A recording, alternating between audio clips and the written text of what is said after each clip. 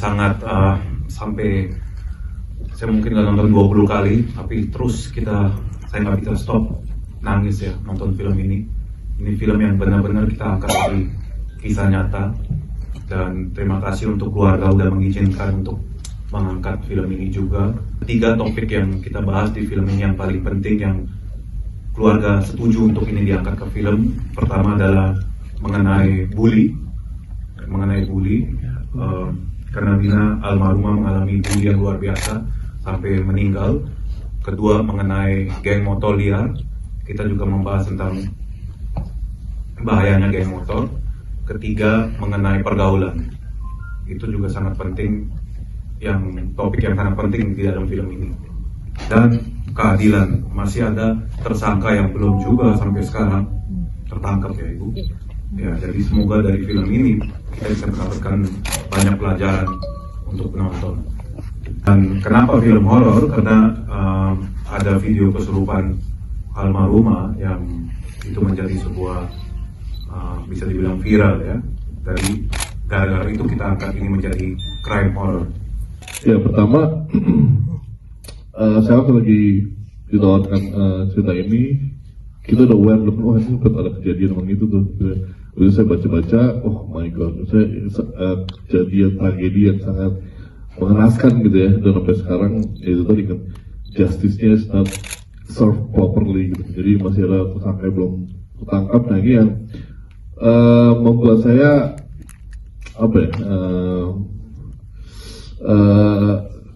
ya bisa dibilang kecewa sih sama hukum negara ini yang tumpul ke atas dengan terus tajamnya ke bawah gitu. Jadi yang saya merasa harusnya sih bisa ketangkap gitu, harusnya harusnya nggak seperti ini lah, harusnya keadilan dan hukum negara ini bisa ditetapkan lebih baik. Dan ini moralitas anak-anak geng motor ya, preman-preman di ini yang semakin nggak bisa di luar kendali lah gitu.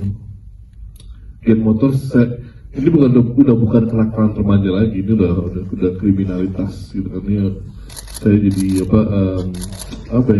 agitated tuh kayak gelisah sendiri gitu kan. Makanya saya langsung keluarnya harus dikerjakan ini, harus dibuat film ini.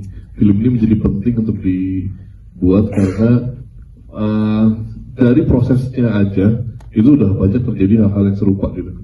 Bahkan kemarin bulan lalu ya di Lampung juga kejadian anak 16 tahun diculik terus di abuse, sexual harass bareng-bareng sama maksudnya it keeps happening gitu di negara ini sih, di dunia dan negara ini gitu, terusnya gitu kan. Dan itu sangat menggelisahkan. Apalagi saya punya anak perempuan gitu. Saya juga punya keluarga, relasi-relasi yang penyintas kekerasan seksual juga gitu. Jadi yang film ini menjadi penting, dan saya ya itu tadi saya harus bikin ini film nih gitu kan. Jadi untuk mengangkat awareness dari para penonton sekalian semuanya secara umum, secara general, dan secara khususnya untuk para yang berwenang nih, yang berwajib, yang harusnya ditugaskan untuk menjaga ini semua akan tidak terjadi gitu kan. Terima kasih, saya kakak dari almarhum Vina. Saya setuju untuk dijadikan film. Sebelumnya hanya ingin lebih banyak doa untuk adik saya sendiri. Terus ya sama seperti Pak Deres, jangan ada film yang lain karena udah cukup adik saya aja gitu. Ya, dari awalnya cucu saya itu yang bernama Vina. Dia dari rumah, permisi, mau main.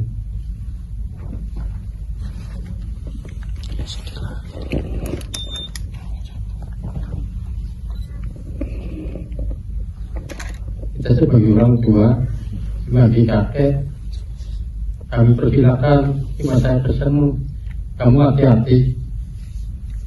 Tapi kejadiannya yang memang berkata lain.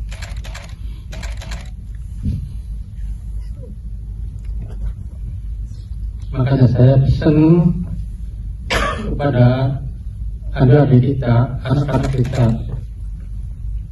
yang punya anak perempuan,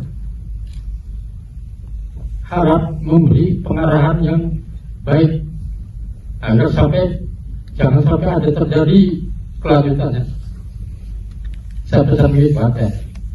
Dan saya minta penegakan dari pemerintah, kepolisian Republik Indonesia, tegakkanlah keadilan yang tegas supaya negara kita itu aman, tentram.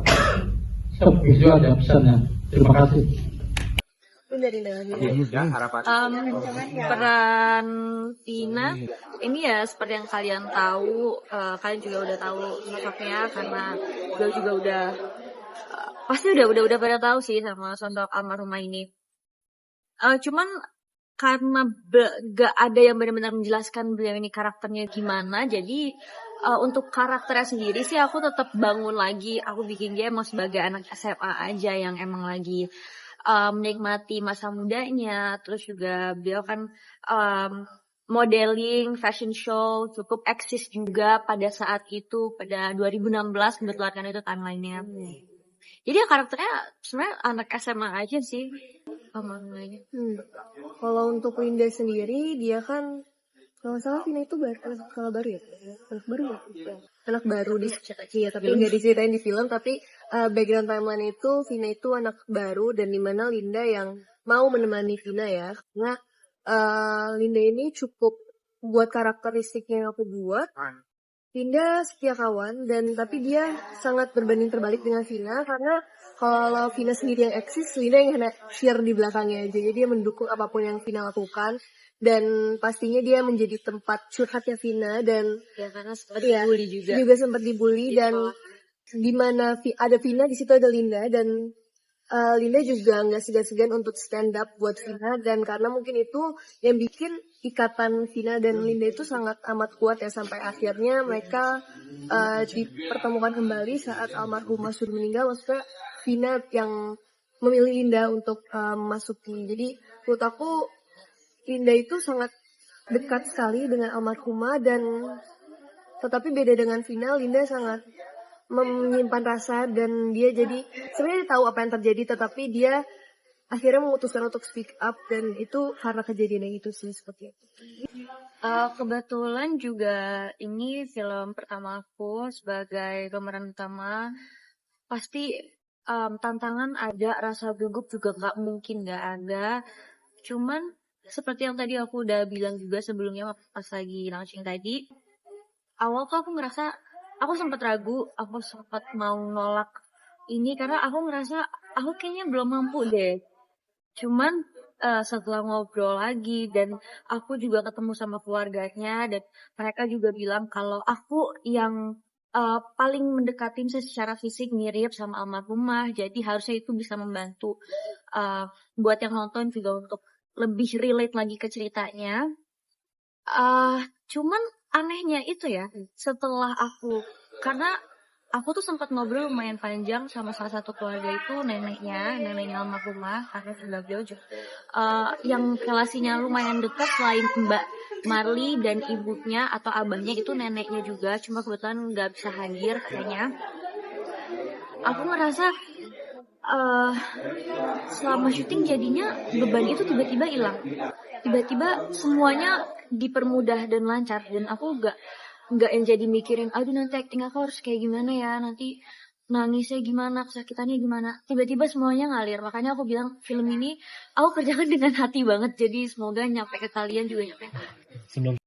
Waktu ziarah aku lumayan ada obrolan cukup panjang karena emang ya itu sebenarnya lebih apa yang aku rasakan, aku terbuka sama almarhumah dan sebenarnya ya lebih minta izin. Terus aku juga meminta untuk kalau emang ada hal yang sekiranya salah atau hal yang sekiranya ini bukan salah satu ceritanya atau ini alurnya salah, tolong dikasih tahu lewat apa aja. Mungkin jadi syutingnya jadi dihambatin atau pemain tiba-tiba jadi gimana, maksudnya kasih kita tanda supaya bisa diperbaiki. Tapi ternyata selama syuting sih lancar-lancar aja, jadi aku rasa almarhumah juga terbantu, apalagi dengan setelah nonton ini harusnya juga lebih banyak doa lagi yang mengalir. Jadi ya